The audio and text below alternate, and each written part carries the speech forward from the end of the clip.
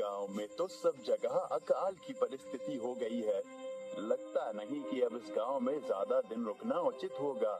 काम के लिए बाहर गांव तो जाना ही पड़ेगा। भूषण काम की तलाश में दूसरे गांव की ओर निकल पड़ता है। चलते चलते वह विजयपुर गांव में आ जाता है। वहां उसका रहने का कोई ठिकाना नहीं था और उसके पास कोई है। सेठ जी, मैं भूषण दूसरे गांव से आया हूँ। हमारे गांव में अकाल की परिस्थिति हो गई है। लोगों के खेत सूखे पड़े हैं। गांव में बूंद बूंद पानी के लिए लोग तरस रहे हैं। अगर मुझे आपके पास कुछ काम मिल जाएगा तो बहुत कृपा होगी बड़े भाई। अरे रे, लगता है तुम्हारी हालत बहुत खस्ता हो गई है। ठीक है, वैसे मेरे पास एक काम तो है, पर लगता नहीं कि तुम वो कर पाओगे। सेठ जी, आप चिंता ना करें। मुझे आप कोई भी हैं, मैं वो काम पूरी मेहनत और ईमानदारी से करूंगा। अच्छा ठीक है भूषण, तो कान खोल कर सुन लो। मेरे पास 50 गायें और 50 भैंसे हैं। तुम्हें हर रोज उन जानवरों का गोबर निकालना होगा और रोज सुबह शाम उन्हें चारा पानी देना होगा। महीने के आखिर में तुम्हें इस काम के लिए 200 रुपए मिलेंगे और हाँ, 2 वक्त का खाना भी हमारी तरफ से मुफ्त दिया जाएगा। बोलो, क्या तुम ये काम कर पाओगे? अरे बाप रे, 50 गाय और भैंसों को संभालना आसान काम नहीं है, पर अब मैं कुछ कर भी तो नहीं सकता और ऊपर से सेठ जी 2 वक्त का खाना भी दे रहे हैं। ठीक है सेठ जी, मैं ये काम कर लूंगा, पर एक विनती है। हाँ बोलो भूषण, क्या बात है? सेठ जी, अगर आपको समस्या ना हो तो क्या मैं आपके गायों के साथ गौशाला में रह सकता हूँ? सेठ जी, मैं इस गांव में नया हूँ, मेरा रहने का कोई ठिकाना नहीं है। जग्गा सेठ थोड़ी देर तक सोचता है और भूषण को ऊपर से नीचे तक देखने के बाद उससे कहता है, ठीक है भूषण, तुम गौशाला में रह सकते हो। जी धन्यवाद सेठ जी। तब से भूषण गौशाला में रहकर अपना काम करने लगता है। वह रोज जल्दी उठकर गाय और भैंसों का गोबर निकालता, उन्हें चारा डालता और समय पर पानी भी पिलाता था। हर रोज भूषण अपना काम ईमानदारी और पूरी मेहनत से करता था। जगत सेठ को भी भूषण का काम बहुत पसंद आने लगा, क्योंकि वह अपना काम सफाई से करता था। एक दिन जगत सेठ भूषण को बुलाकर उससे बोलता है, भूषण, मुझे तुम्हारा काम बहुत पसंद आया है। तुम गाय और भैंसों का अच्छा ख्याल रख रहे हो, इसलिए दूध की गुणवत्ता भी बढ़ गई है और गायें पहले से ज्यादा दूध भी दे रही हैं। इसलिए मैं आज से तुम्हारी तनख्वाह बढ़ाकर पूरे 400 रुपए कर रहा हूँ। आपका बहुत बहुत धन्यवाद सेठ जी। कुछ दिन ऐसे ही बीतने लगते हैं। भूषण जगत सेठ के पास बहुत मेहनत और ईमानदारी से काम करता है। धीरे धीरे भूषण के पास अच्छा खासा रुपया जमा हो जाता है, जिससे वह अपने लिए छोटा सा रहने लायक एक कुटिया बनवा लेता है। उस गौशाला में सोकर तो नाक से गोबर की गंध अभी भी नहीं जा रही। अब आखिरकार मुझे अपने घर में चैन से सोने को तो मिलेगा। तब से भूषण जगत सेठ के पास गौशाला में काम करने आता और 2 वक्त का खाना खाकर अपने घर सोने के लिए चला जाता था। कई साल ऐसे ही बीत जाते हैं। भूषण की मेहनत के कारण उसके पास अच्छा खासा रुपया जमा हो जाता है।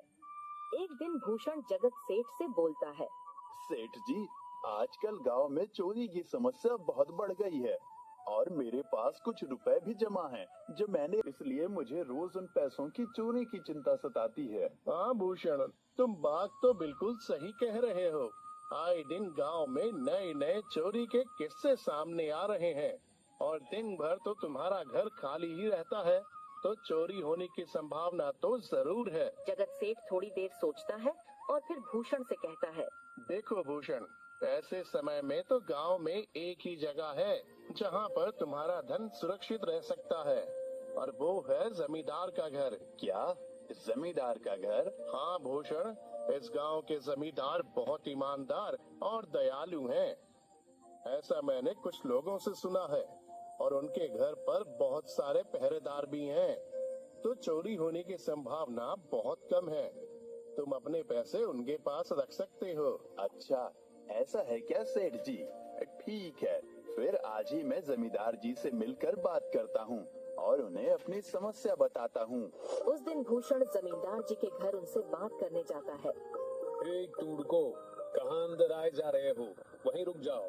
जी मुझे जमींदार जी से मिलना है। मुझे उनसे कुछ काम है। क्या काम है तुमको उनसे? मुझे जरा बताओ। जी मुझे कुछ पैसे रखवाने थे उनके पास। यही काम के लिए आया था मैं। अच्छा ठीक है, तुम अंदर जा सकते हो। नमस्ते जमींदार जी, मैं भूषण जगत सेठ के यहाँ काम करता हूँ। कुछ साल पहले ही मैं दूसरे गांव से यहाँ आया हूँ। अच्छा भूषण, बोलो तुम्हारा क्या काम है मेरे पास? जमींदार जी, मैं सालों से जगत सेठ के पास काम कर रहा हूँ और मैंने कुछ रुपए भी जमा कर लिए हैं। पर बात यह है कि गांव में चोरी की समस्या बहुत बढ़ गई है, तो मुझे अपने रुपए घर में रखने से डर लग रहा है। अच्छा, कितने रुपए जमा किए हैं तुमने? जमींदार जी, यही कोई 5 से 6 हजार रुपए होंगे मेरे पास। वाह, ये तो बड़ी रकम है। मैंने आपकी ईमानदारी के बारे में लोगों से बहुत सुना है, इसलिए मैं अपनी रकम आपके पास कुछ वक्त के लिए रखने आया हूँ। हाँ भूषण, तुमने बिल्कुल सही। तुम वही सुना है। तुम्हारी रकम मेरे पास पूरी तरह से सुरक्षित रहेगी।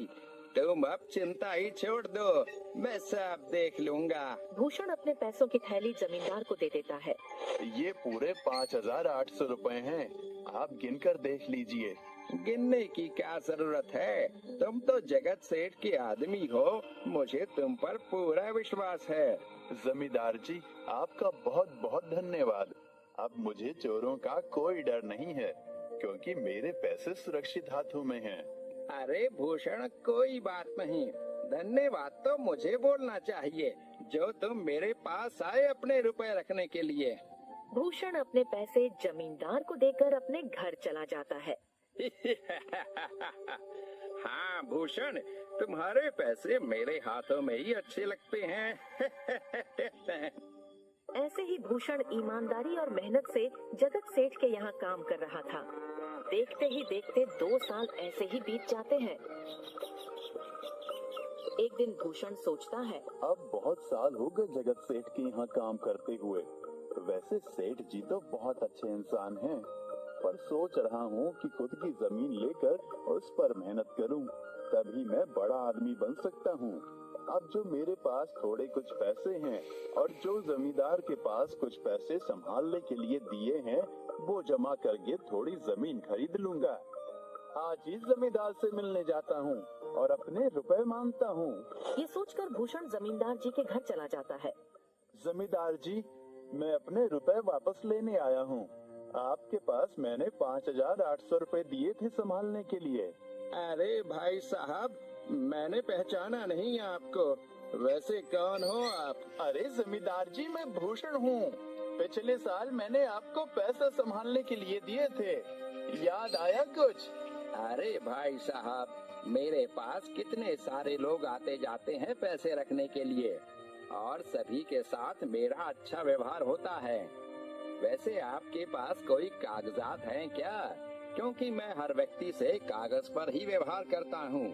किसने कितने पैसे दिए, किसके कितने पैसे रखे हैं, सबका व्यवहार रहता है मेरे पास। जमींदार जी, ये आप क्या बात कर रहे हैं?